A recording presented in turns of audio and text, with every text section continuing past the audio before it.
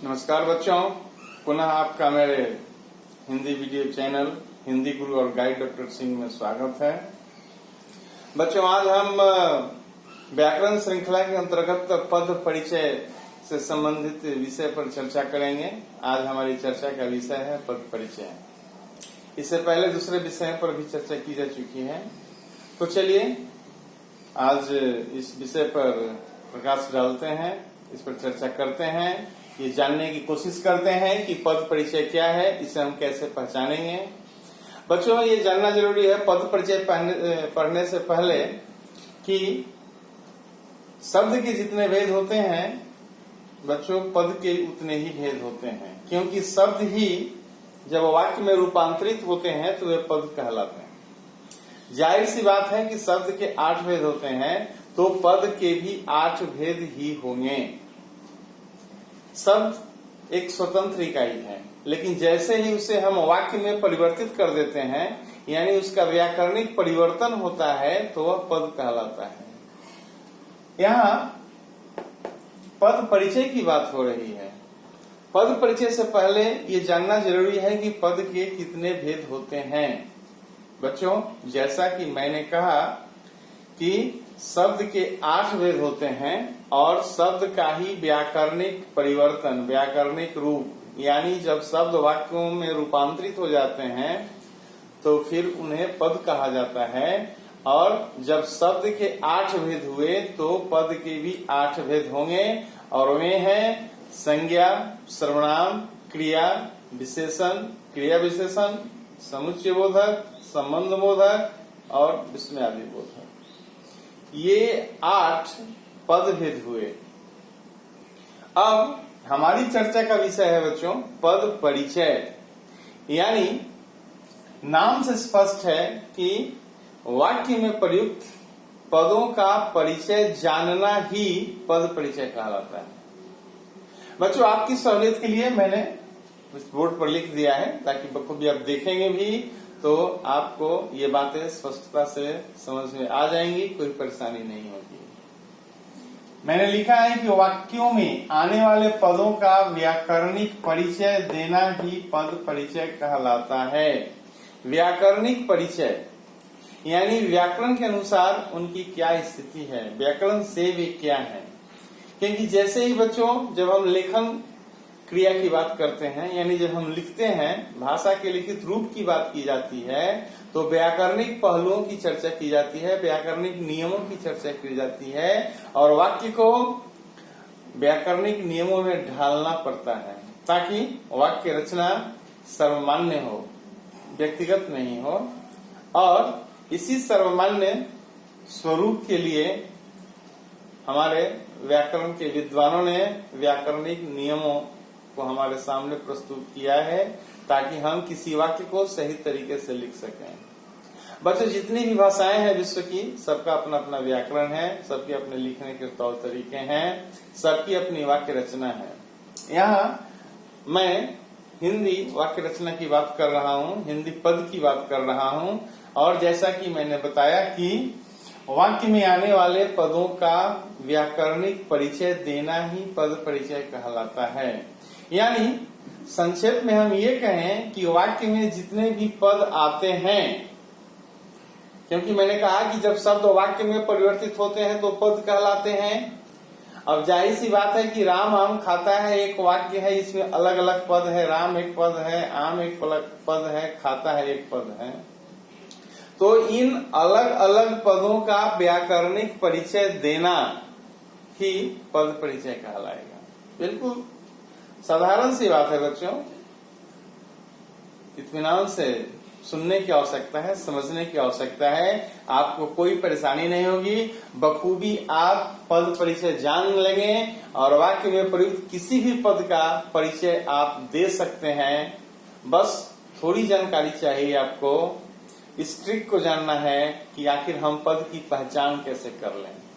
क्योंकि वाक्य में जो पद हैं, जब तक उनकी हम पहचान ठीक से नहीं करेंगे बच्चों, हम उनका व्याकरणिक परिचय नहीं दे सकते। इसलिए जरूरी है हमारे लिए कि हम पहले पद को पहचानें, और जैसे ही हम पहचान लेंगे फिर इसके बाद क्रमशः हम उन सिद्धांतों को, उन नियमों को जानते हैं कि पद परिचय लिखने की प्रक्रिया क्या है, और उसके अनुसार हम पद परिचय लिखेंगे और फिर हमारी जो समस्या है दूर हो जाएगी। तो बच्चों, आप बने रहिए इस वीडियो में।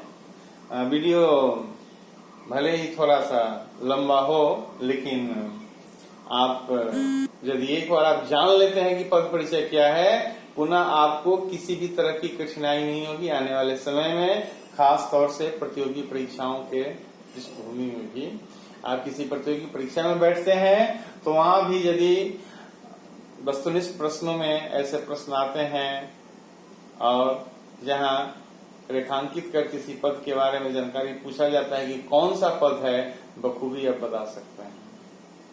इसलिए हमें सबसे पहले ये जानना जरूरी है कि वाक्य में प्रयुक्त पद आखिर वे कौन से पद हैं, किनका परिचय हमें लिखना है, ये जानना पहले जरूरी है। तो मैंने बताया कि पद के 8 भेद होते हैं और एक एक कर हम उनके पद परिचय की चर्चा करेंगे, ताकि आप किसी भी तरह के वाक्य में प्रयुक्त पदों का परिचय बखूबी लिख सकें, कोई परेशानी नहीं हो, कोई कठिनाई नहीं हो। बच्चों, हमारा उद्देश्य है पद परिचय की जानकारी, और बिल्कुल सही जानकारी, ठोस जानकारी, जिसके द्वारा चाहे हम सीबीएसई की बात करें, आईसीएसई की बात करें, स्कूलिंग की बात करें या फिर प्रतियोगी परीक्षाओं की बात करें, किसी भी परीक्षा में हम 100% सफल होने की बात सोच सकते हैं जब हम पद परिचय को ठीक से जान लें, ठीक से समझ लें, तब हमें कोई कठिनाई नहीं होगी। तो चलिए सबसे पहले बात करते हैं संज्ञा पद परिचय की। नाम से स्पष्ट है संज्ञा, जाहिर सी बात है बच्चों। मैंने अभी बताया कि पद के 8 भेद होते हैं, उसमें पहला जो पद है वह संज्ञा पद है। ठीक उसी तरह जैसे कि शब्द के जो भेद होते हैं उसमें हम संज्ञा शब्दों की बात करते हैं। तो संज्ञा क्या है बच्चों, बखूबी जानते हैं आप? नहीं। किसी वस्तु, व्यक्ति या स्थान, भाव के नाम को आप संज्ञा करते हैं? नहीं। बस हल्की सी चर्चा हो गई, क्योंकि यहाँ संज्ञा के बारे में पूर्ण जानकारी हमें चर्चा नहीं करनी है, जानकारी तो हमें चाहिए ही। तो जब हम संज्ञा पद का परिचय लिखेंगे तो आखिर हम क्या लिखेंगे, सबसे पहले ये जानना जरूरी है। बच्चों, अभी हम चर्चा कर रहे हैं संज्ञा पद परिचय, यानी वाक्य में यदि संज्ञा पद आते हैं तो उनका परिचय कैसे लिखा जाना चाहिए, वे कौन कौन सी आवश्यक शर्तें हैं, वे कौन कौन सी बातें हैं जिन पर हमारा ध्यान आवश्यक रूप से जाना ही चाहिए। उन बिंदुओं को हम विस्मृत नहीं कर सकते, उन बिंदुओं पर हमारी नजर होनी चाहिए। तो यहाँ इस कड़ी में ये कुछ आवश्यक शर्तें हैं संज्ञा पद परिचय लिखने के लिए, जिन्हें हमें जानने की आवश्यकता है। सबसे पहले जब हम संज्ञा का पद परिचय लिखेंगे तो उसके हम भेद की बात करेंगे कि आखिर वो कौन सा भेद है, व्यक्तिवाचक है, जातिवाचक है, भाववाचक है, समूहवाचक है या द्रव्यवाचक है। इन सब में से कौन है, हमें रेखांकित करना पड़ेगा स्पष्टता के साथ। आखिर की वाक्य में जो प्रयुक्त पद है वह कौन सी संज्ञा है। महज संज्ञा लिखने से काम नहीं चलेगा, हमें व्यक्तिगत रूप से बताना पड़ेगा उसका वर्गीकरण कि आखिर वह कौन सी संज्ञा है। तो बच्चों, बिल्कुल आप याद रखेंगे कि संज्ञा पद का परिचय लिखते समय सबसे पहले हम भेद की चर्चा करेंगे। सबसे पहले भेद, भूलने की आवश्यकता नहीं बच्चों। दूसरी बात है लिंग। जैसे ही हम भेद लिखेंगे उसके बाद उसके हम लिंग की चर्चा करेंगे। लिंग 2 तरह के होते हैं, पुल्लिंग और स्त्रीलिंग। नहीं, पुल्लिंग से पुरुष जाति का बोध होता है, स्त्रीलिंग से स्त्री जाति का बोध होता है, इसे आप भी जानते हैं बच्चों।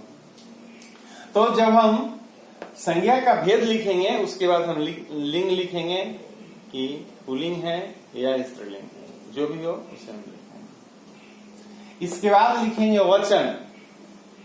वचन से संख्या का बोध होता है नहीं, और वचन के 2 भेद होते हैं, एक वचन, बहुवचन, बखूबी आप भी जानते हैं।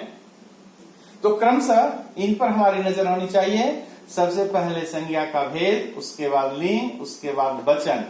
वचन जब हमारा लिखा हो जाएगा उसके बाद हम लिखेंगे कारक। बच्चों, आपने कारक भी पढ़ा है? नहीं। और कारक के 8 भेद होते हैं, इसे भी आप जानते हैं। तो जब हम कारक लिखेंगे आखिर वह कौन सा कारक है, तो उसमें हमें बताना पड़ेगा कर्ता है, कर्म है, करण है, संप्रदान है, आपादान है, संबंध है, अधिकरण है या संबोधन है। इन 8 में से कौन सा कारक भेद है, इसे भी हमें रेखांकित करना पड़ेगा, इसे भी हमें बताना पड़ेगा, इसे भी हमें लिखना पड़ेगा। इसलिए इसे भी भूलने की आवश्यकता नहीं है बच्चों, बखूबी हम याद रखेंगे कि आखिर वह कारक का कौन सा भेद है, इसे हमें लिखना है। इसके बाद है बच्चों संबंध, यानी यहाँ जिस संबंध की बात हो रही है उसमें पद का क्रिया और अन्य पदों के साथ संबंध, यानी जो संज्ञा पद है उसका क्रिया के साथ क्या संबंध है, इस पर चर्चा होगी। जाहिर सी बात है कि वाक्य में कर्ता का क्रिया के साथ संबंध हुआ करता है, तो जब हम संज्ञा का पद परिचय लिखेंगे तो हम इन बातों को रेखांकित करेंगे कि आखिर क्या संबंध है। तो बच्चों ये जो 5 महत्वपूर्ण बातें हैं, यहां से लेकर यहां तक, इस पर हमारी नजर होनी चाहिए। ये जब तक हम लिखते नहीं हैं तब तक यह माना नहीं जाएगा कि हमारा पद परिचय लिखना पूरा हुआ। यानी पूर्ण रूप से सही रूप से पद परिचय लिखने के लिए इन 5 अंगों पर चर्चा आवश्यक है। इन 5 आवश्यक शर्तों के संबंध में लिखना जरूरी है, तभी ये बातें स्पष्ट होती है कि हमने संज्ञा का पद परिचय सही तरीके से लिखा, उसमें कोई कमी नहीं है। यहाँ इन तमाम व्याकरणिक नियमों को मैं एक उदाहरण के द्वारा स्पष्ट करने का प्रयास करूंगा, ताकि आपकी जो शंका है वो दूर हो जाए, आप बखूबी जान लें कि आखिर कैसे लिखा जाता है पद परिचय। तो चलिए बच्चों, आपके सामने एक उदाहरण है, और उदाहरण ये है कि सीता पुत्री के पास दिल्ली गई। सीता पुत्री के पास दिल्ली गई। जाहिर सी बात है कि सीता का यदि आपसे कहा जाए पद परिचय लिखें तो हम क्या लिखेंगे। बच्चों बखूबी नाम से स्पष्ट है, आप जान रहे हैं कि सीता संज्ञा पद है, आपने बखूबी पहचान लिया, पहचानने में कोई कठिनाई नहीं है। वाक्य में कर्ता पहले होता है तो कर्ता के स्थान पर है सीता, ये भी आप जान गए। चूंकि वाक्य रचना को भी हमें ध्यान में रखना है, इसे हम भुला नहीं सकते। हिंदी वाक्य की रचना है, पहले कर्ता, उसके बाद कर्म और अंत में क्रिया। अंग्रेजी में भले ये बदल जाती है स्थिति, लेकिन हिंदी में यही स्थिति है, कर्ता कर्म क्रिया। तो यहाँ हम जानेंगे कि सीता संज्ञा है। अब हमें ये पता करना है कि सीता कौन सी संज्ञा है।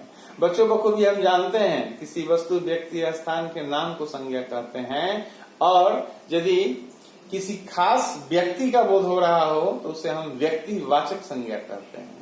तो जाहिर सी बात है कि सीता के संबंध में जब हम लिखेंगे तो संज्ञा लिखेंगे, उसके बाद व्यक्तिवाचक संज्ञा लिखेंगे, क्योंकि सीता व्यक्तिवाचक संज्ञा पद है। बच्चों बखूबी हम जान लें कि यहाँ पद परिचय की चर्चा हो रही है, और मैं इस वाक्य का एक पद सीता, इसका परिचय लिख रहा हूँ, इसका परिचय बता रहा हूँ ताकि आपको कठिनाई न हो। तो बखूबी मैंने बताया कि सीता संज्ञा पद है और भेद के अनुसार यह व्यक्तिवाचक संज्ञा है।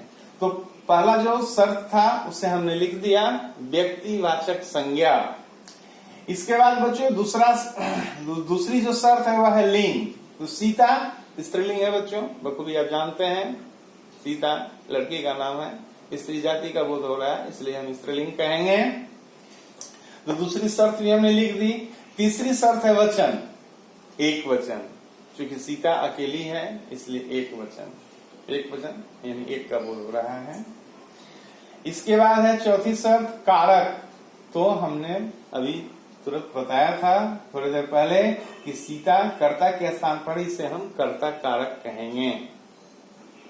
और अंत में है बच्चों, जो अंतिम शर्त है वह है संबंध, यानी कर्ता का क्रिया के साथ संबंध बताना है। तो इस संबंध में हम लिखेंगे कि गई क्रिया का कर्ता, गई क्रिया है जिसका कर्ता है सीता। तो इस तरह का यदि वाक्य हमारे सामने आया कि सीता पुत्री के पास दिल्ली गई, तो हमने सीता का पद परिचय लिखा। चूंकि सीता संज्ञा पद है, इसलिए संज्ञा पद की जो आवश्यक शर्तें हैं उनको हम बखूबी लिखेंगे, ताकि ये स्पष्ट हो जाए कि आखिर पद परिचय कैसे लिखा जाता है। तो बखूबी हमने सीता के बारे में लिखा। सीता संज्ञा है, व्यक्तिवाचक संज्ञा है, स्त्रीलिंग है, एक वचन है, कर्ता कारक है, गई क्रिया का कर्ता है। बच्चों, इस तरह से हम संज्ञा पद का परिचय लिखेंगे और इन आवश्यक शर्तों को याद रखेंगे और क्रम से उसे हम लिखेंगे, ताकि कोई कठिनाई ना हो, कोई गलती ना हो और हम पूरे अंक प्राप्त कर सकें। मैं उम्मीद करता हूं बच्चों ये वीडियो आपको पसंद आया होगा। निश्चित रूप से आप अपने दोस्तों के साथ शेयर करेंगे और सब्सक्राइब करेंगे। थैंक यू बच्चों।